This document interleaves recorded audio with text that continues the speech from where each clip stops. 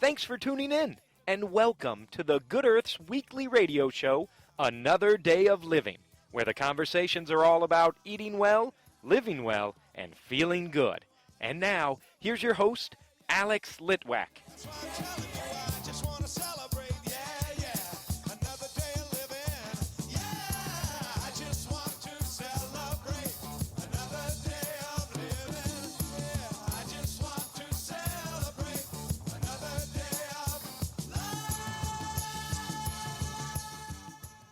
The birds are chirping and the ducks are quacking, and Deb and I are hanging out on the tree house off of the Good Earth.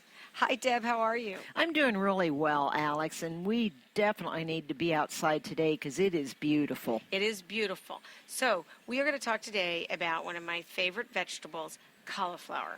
Yes, you know, cauliflower is one of my favorite vegetables, too, and it usually gets overlooked. Most people think cabbage, broccoli, Brussels sprouts, but cauliflower looks boring because it's white. But there is so much you can do with cauliflower. What are the benefits of cauliflower? Well, cauliflower is very rich in antioxidants, which we know can be good in cancer prevention. It's packed with vitamin C, it has vitamin K, folate, and it has lots of fiber. Yeah, and I really think that it's one of the most versatile vegetables around. It is. You know, one of my favorite dishes, since I try to avoid a lot of carbohydrates, is cauliflower mashed potatoes, where you just cook your cauliflower until it's very soft. You mash it up just as you would potatoes. You can put in some Parmesan cheese, some butter or olive oil, and it's wonderful. That's a great trick instead of having mashed potatoes. Yes, and you know, another really interesting thing I heard the other day, I was listening to a really interesting cooking program, and they were talking about cauliflower. And when you first start cooking cauliflower, you smell that really sulfur smell, and it tastes very grassy and green, and the longer you cook it, that dissipates.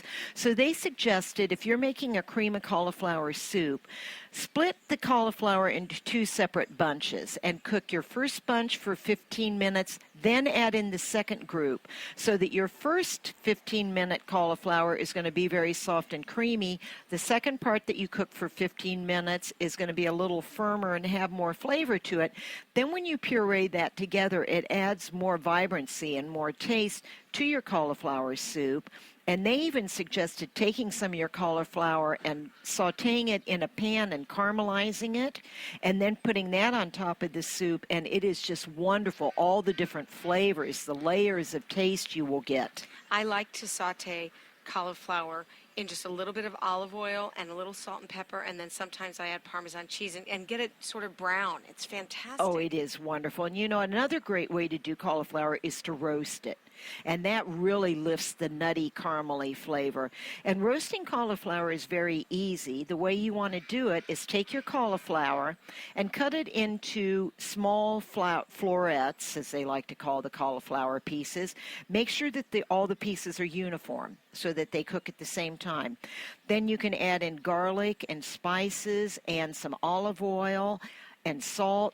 Toss that all together in a plastic bag, put it on a cookie sheet, put it into an oven that you have set at 350 degrees, and roast it for 35 minutes.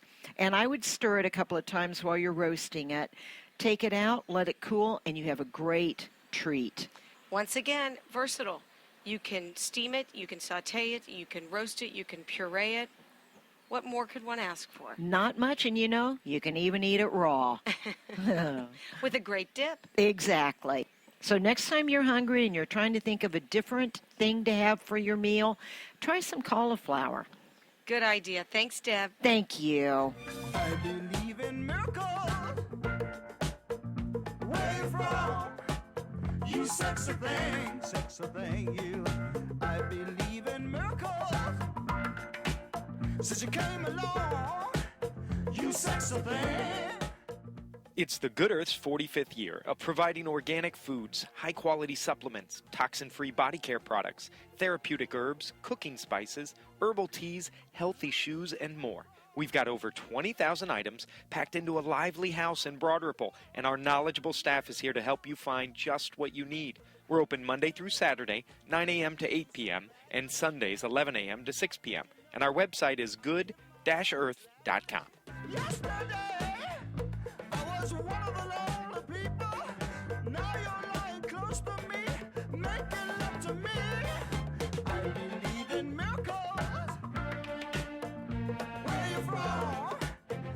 sexy thing, you. I believe in miracles. Since you come along, you sexy thing. We are back with Nichole Ingersoll, Integrative Nurse Practitioner and owner of the NRI Clinic for Complementary Medicine. Hello, Nichole. Hello, Alex. So this is part 2 of a fabulous conversation. We were talking about prescription drugs. We started on pain. We talked about opioids. We talked about steroids. We talked about how those affected the brain. And then we moved to some of the other popular drugs that are out there and what's going on. And when last we left you, we were on the issue of so many people are taking medications, proton pump inhibitors for acid reflux, and if they would only change their lifestyle. Yes, which I'm the first to say is not easy.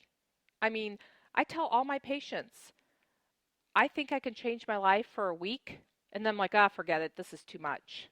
So I definitely am a stair stepper in my own life, i.e., I started off some years ago. Alex, you knew me when I was 50 pounds heavier than I am now. And I was just like, look, my insulin's 11. I'm 36 years old. This is crazy time. And so I just started making better food choices. I did the South Beach diet, and it was as simple as, okay, I'm not going to have dessert 7 days a week. I'm going to have it 5. That sounds dysfunctional, but that worked for me. And after 9 months, I lost 19 pounds. Didn't do an exercise program at that time, but I also feel that also contributed because I used to exercise prior to that. And, it was a 3-year process for me. It really was a journey. And that's always the bottom line. When people ask what's the best diet, I try to say to them, here's the thing. If you eat in a limited way for a limited period of time and then go back to eating the way you've always eaten, you have just messed up.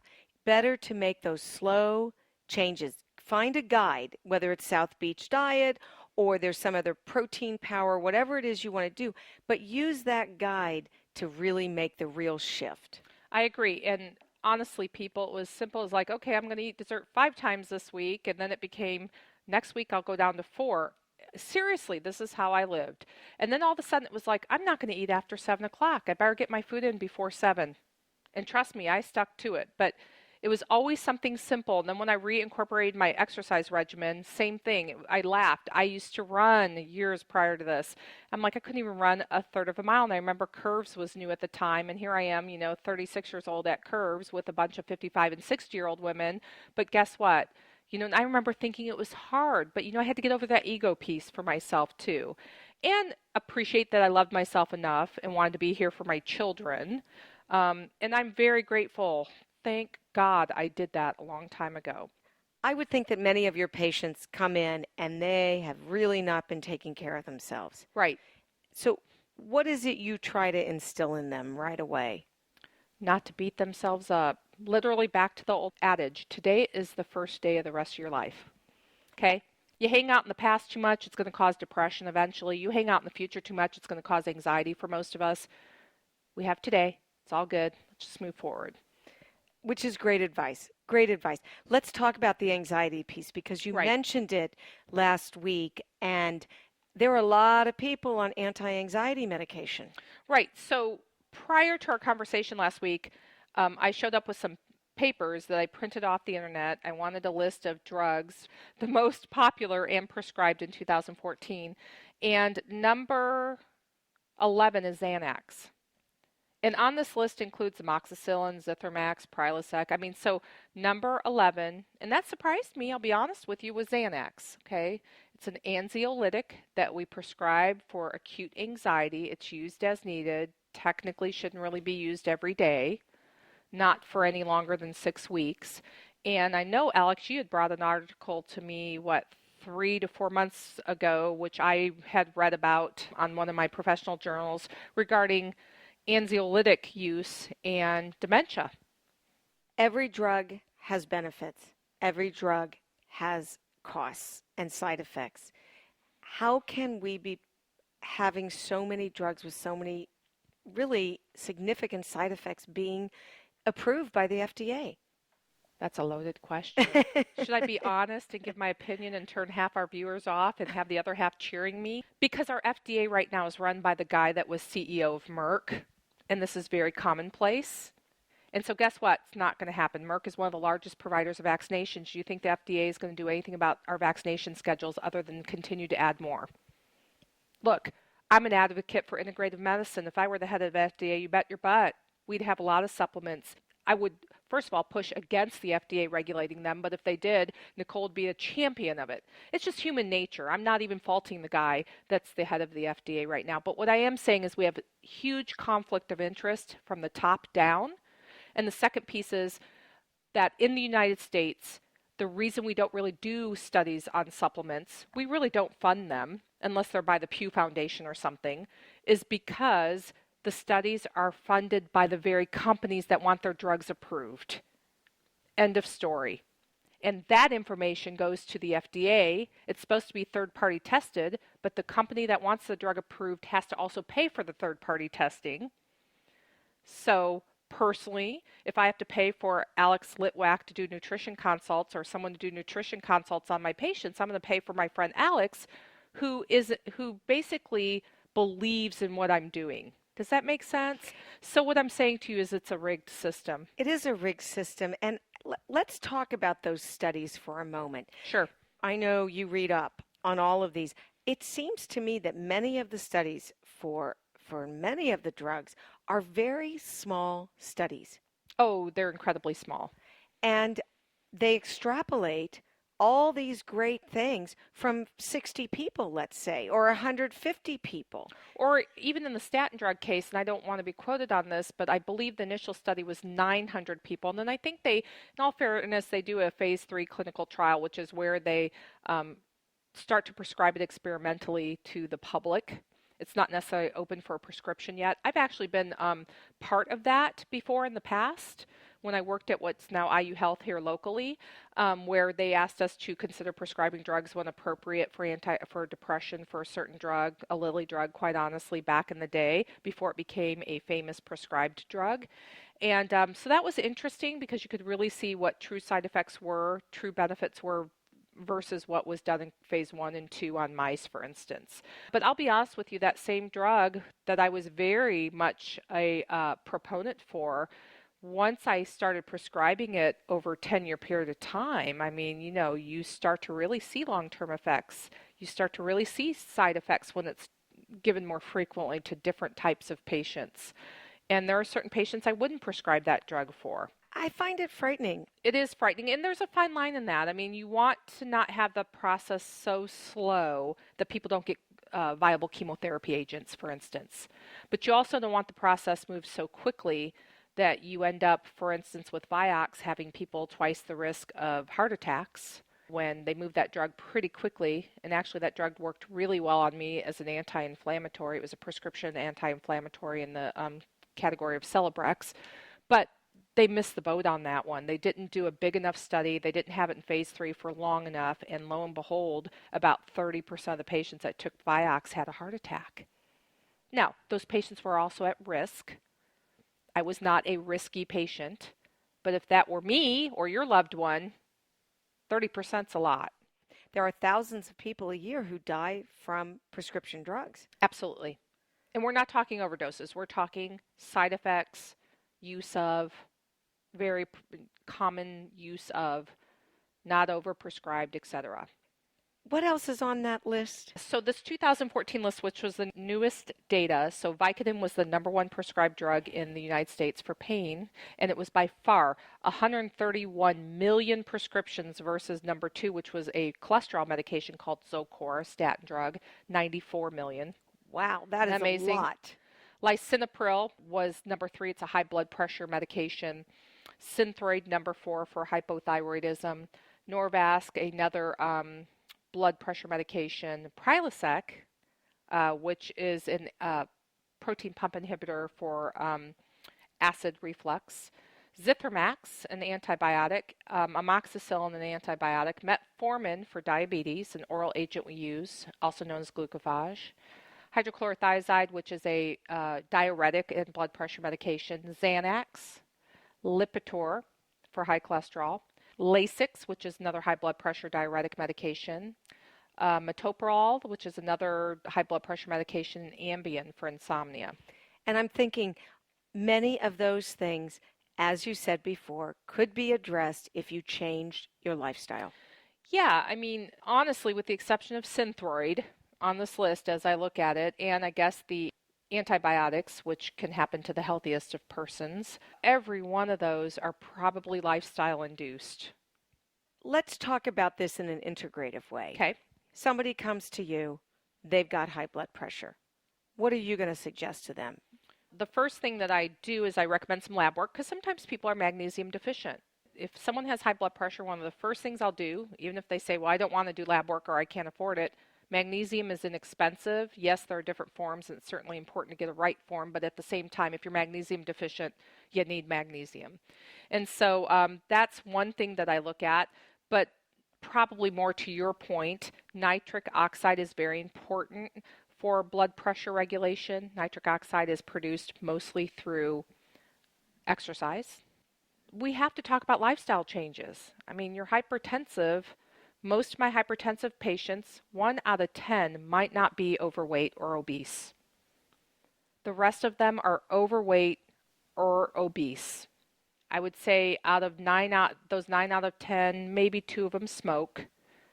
Definitely cigarette smoking will always increase blood pressure. And so I don't know how deep of the rabbit hole you want to go there, Alex, but it's pretty deep, and we have to have some serious conversation. Men in particular do not like to be on blood pressure medications. It not only lowers the blood pressure in your body, but it also lowers it, quite honestly, in the penis. So they have a lot of erectile dysfunction because of hypertension and the medication that they take. You'd serve yourself better by getting out there and exercising. That's right. Viagra is a nitric oxide producing drug. That's how it makes the penis erect. So if you would exercise, I mean, I had a patient just a month ago that said, you're right, when I played softball, he's 53 years old, very fit. You're right, that makes sense. When I played softball, I never had erectile dysfunction, didn't have to use Viagra. So again, I don't know how far you want to go there, but everywhere from diet to exercise, drinking appropriate amounts of water, getting sleep, good stage 4 sleep, reducing stress in your environment is huge. You and I have talked about this. I've talked about it with practically every practitioner that's been on this show. We are a stressed out people. Right. So anything you can do to integrate stress reduction into your life is going to be beneficial. So, Alex, if you don't mind, I'm going to go down a quick list because actually on lifestyle action changes regarding cardiovascular health or reducing oxidative stress, which produces free radicals in the body, i.e. aging on a cellular level, okay? Stop tobacco. Stop caffeine, sodas, and alcohol. Okay, and then in particular, we're talking about the patient with hypertension, a sensation that their heart is pulsating heavily, that kind of stuff, okay? Stop or reduce the regular use of full-strength aspirin. For the right patient, baby aspirin's fine. Acetaminophen, blood donation. So a lot of women stop having periods. Their blood thickens because of an increase of hemoglobin hematocrit, which carries iron. Iron can be toxic to the body, in particular the liver and the heart. Men, this is always a common problem. So when a woman stops having periods, ladies, you are no longer anemic. We tend to run a little bit high when we stop having periods. Men do not have periods by the time they're 50. They accumulate too much iron. It does cause heart attacks. So regular blood donation at least once a year. Reducing your ideal body weight 1 to 2 pounds a week. And when you say ideal body weight, you're looking at BMI. Correct. Not looking at those old insurance numbers that used to be out there. Yes. Now, having said that, I've got some patients that are really fit. They're bodybuilders, and their BMI technically for their height is high. I'm actually looking at abdominal circumference, just FYI. But if they're bodybuilders and they've got more muscle mass, that muscle mass is heavier. Correct. Than fat. So that's why you're getting a higher BMI. But there's about 10% of the people listening to this today that actually are told they have a falsely high BMI. So 1 to 2 pounds a week, aerobic activity. Now, I did some research prior to this program just to freshen up on all the newest recommendations. A little surprised, I'll be honest with you, to find that they recommend 60 minutes a day of cardiovascular exercise and 20 to 30 minutes a day of resistance training 3 to 4 times a week. So rather than something be done every day, which I'm a person that will do 30 minutes of resistance Monday, Wednesday, Friday, and I usually run Tuesday, Thursday, and maybe a Saturday, it's actually recommended now I do all those things on the same day. That's a lot of exercise, Nichole. Nicole's not going to do it. This is where I'm like, I know my limitations. But I did find that, I thought you'd find that interesting too, Alex, that that's the newest recommendation, that you're getting more bang for the buck metabolically. Although I will tell you that one of the things that Deb and I have been reading about is not just that people over-exercise, I agree. but they train so hard that they're creating more cortisol. Right. And free radicals. Right. And oxidative stress. Right. Especially as we get older, over 50 years old. I personally have to talk to patients, my extreme athletes, the people that still do triathlons. I can prove it to them in their blood work. You're doing too much of the good. It's too hard on your body. Your kidneys can't handle it. You're building up lactic acid every day so much that you're causing free radical. Yeah, people need to pull back a little bit. Right. I think there must be a happy medium in there. And I wondered, and I'll be honest with you, these were just bullet points, but I wondered on the 60 minutes a day of aerobic activity if that doesn't include things that we should be doing at work rather than sitting at our desk. I don't know. I will look into that in the future.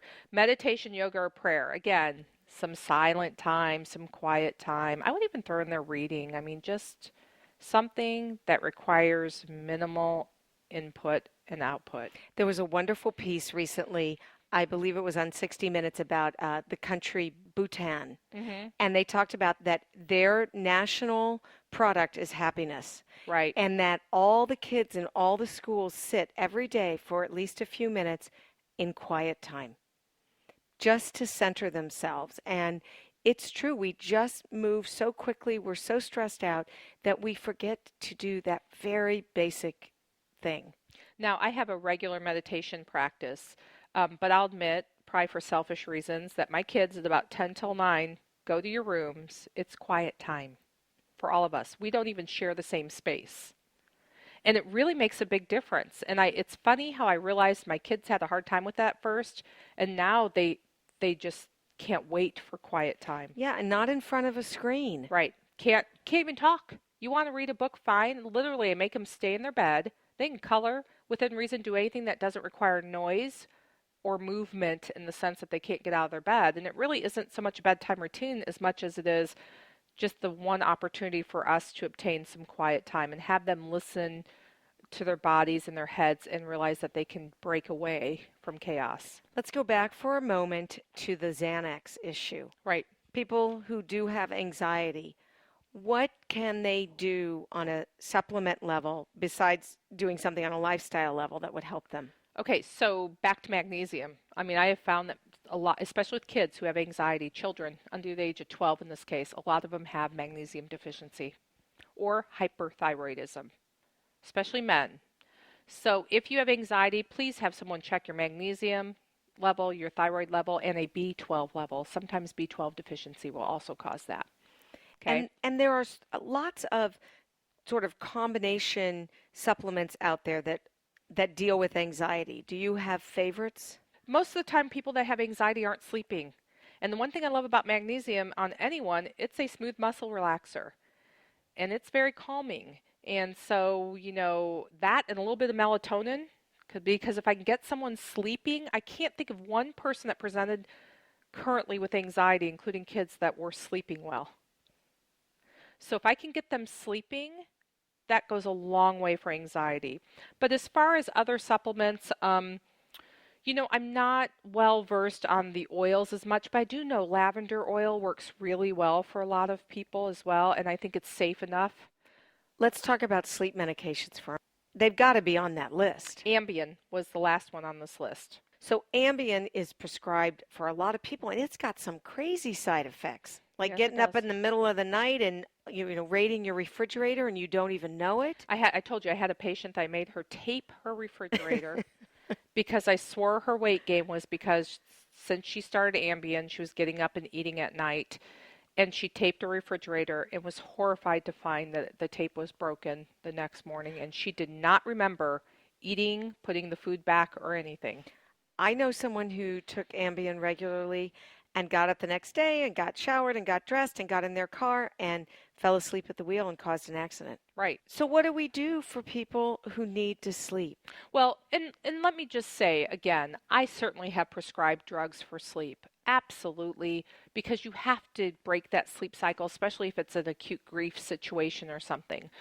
Sleep studies, I do recommend, again, going back to the basics, check some basic lab work, make sure you're not hyperthyroid, make sure you're not magnesium deficient, those sorts of things. Sleep studies are very important to see if is it really a sleep issue, is it an anxiety issue, are you on a medication possibly? I had a patient that was taking her Synthroid before bedtime. That's why she had anxiety and insomnia.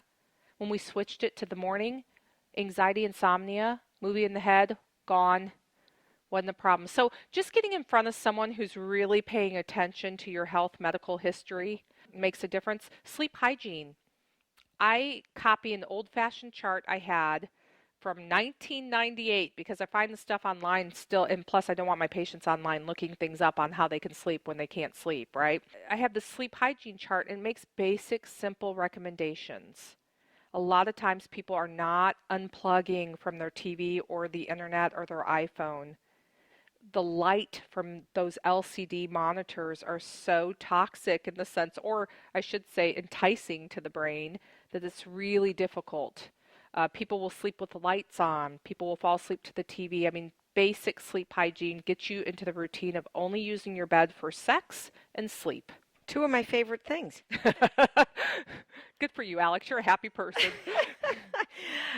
Well, on that note, it has been really fun learning about these medications, learning about some lifestyle changes that you think are important. And as always, Nichole, thank you so much for being a part of the show. If anyone is interested in contacting you, the NRI Clinic's website is nriclinic4health.com, and that's a 4 as in the number 4. nriclinic4health.com. Thank you, Nichole Ingersoll. Thank you. Well, I can't be bothered with sorrow, and I can't be bothered with hate, no, no. I'm using up my time for feeling fine every day, yeah. That's why I'm telling you, I just want to celebrate. Oh, yeah. That's our show.